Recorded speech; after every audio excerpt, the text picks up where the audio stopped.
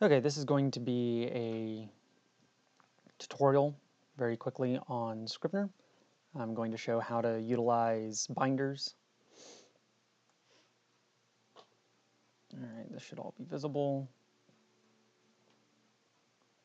We're looking at the Chronicles of the Seventh Realm, which is one of my series. I don't know which book this is at the moment. Key thing to... Okay, here we go. So this is my manuscript that's current. Ignore that. Under here, under research, is where I keep past books. So the specific one for our reference is going to be this. This is Orphan's Price. It's the first book of the series. Underneath each I have folders, so for instance front matter, prologue, and then so each chapter gets broken down. Originally these are all individual scenes, and then I compile them all together to create one chapter file. So for instance, chapter 4, as you can see, I manually put in my scene breaks. I do this because I choose to format inside Scrivener to the way that I like it, and then export accordingly. So for instance, if we go up here, this chapter 4, if you come up here, I've actually formatted my own version of what I call a chapter. And then first paragraph creates this structure. Scenes are those little asterisks that you saw, and then body is just everything else. Title only exists for the front cover title, for instance, this right here.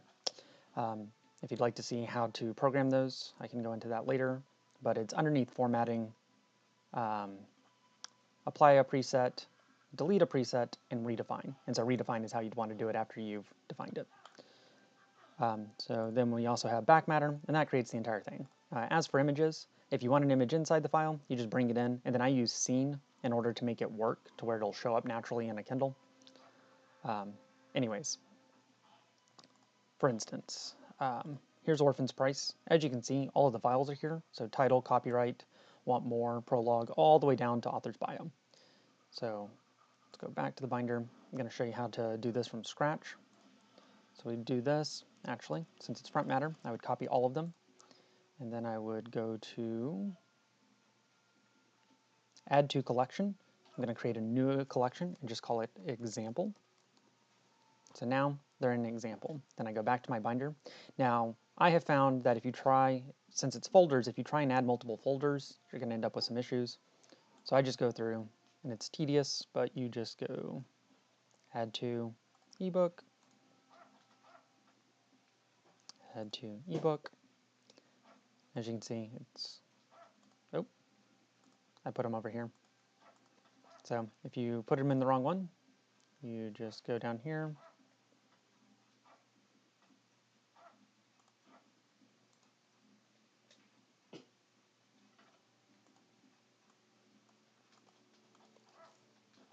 And then use the delete key to remove them.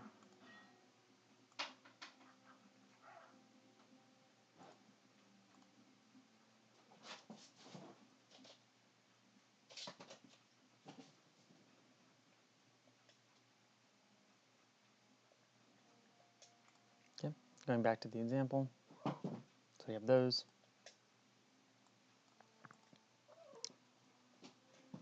So, prologue, chapter 1. I'll show you what happens when you do them all, because you may find it easier than doing one at a time.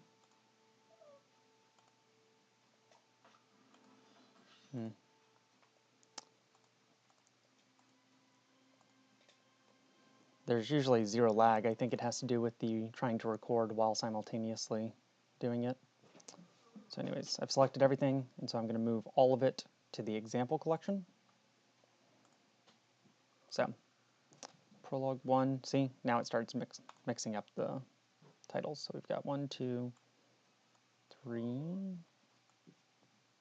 4, 5, 6, 7.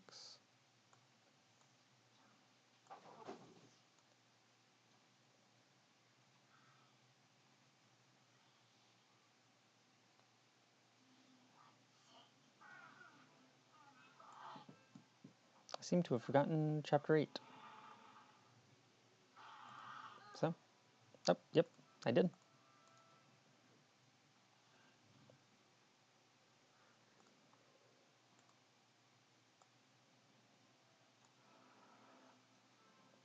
Okay, author's notes.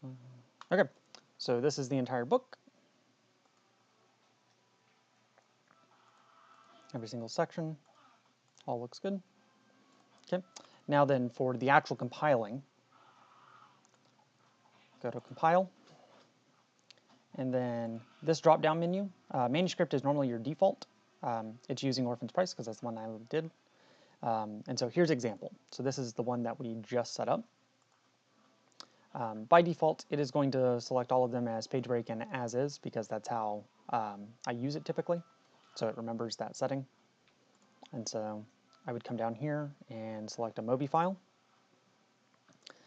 And then cover is already preloaded from the last time.